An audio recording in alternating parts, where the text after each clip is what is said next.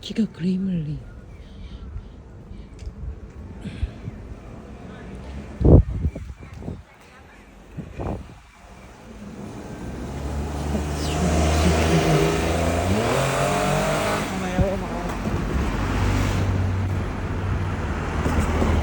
Beer.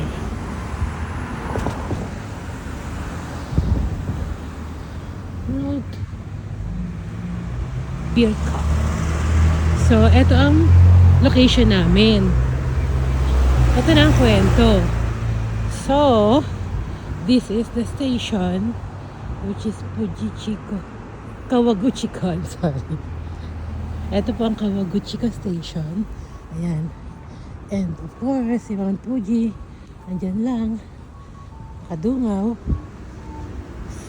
Pag sumakay ka po from Shinjuku Station ng bus, which is 2 hours and 15 minutes something.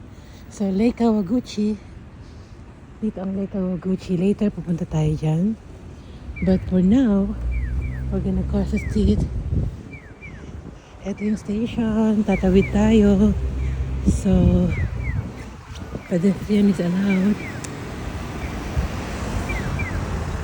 So ito pa rin po ang Kawaguchika Station. Diyan ako bumaba kagabi. Pero hindi na ako nakapag-vlog kasi mag-ilim. So ano yung... Oh, meron ditong luggage storage. So...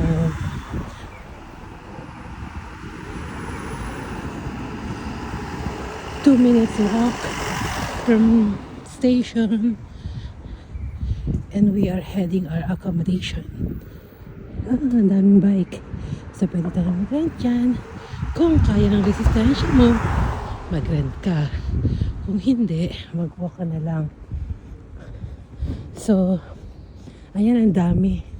Kanina hindi ako nakapag-video dun sa mga bahay. Dun ako galing kanina sa likod.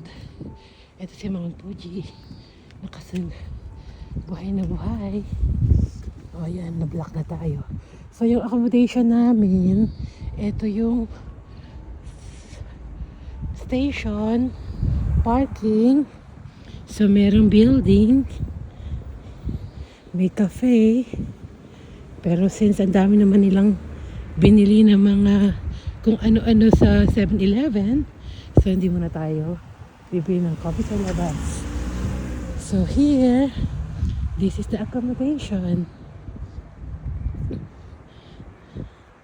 So, sa taas pala maganda kasi kita si Mount Fuji sa kanilang deck. Pero dahil mas prepared naman namin na hindi na akit-akyat, so here is the accommodation. Ito ang FSH Fuji Scenic House, and then ito na po ang Mount Fuji. So si ate at saka si Jalalu nasa room. Akit balik na tayo. Picture na lang muna. Bye bye.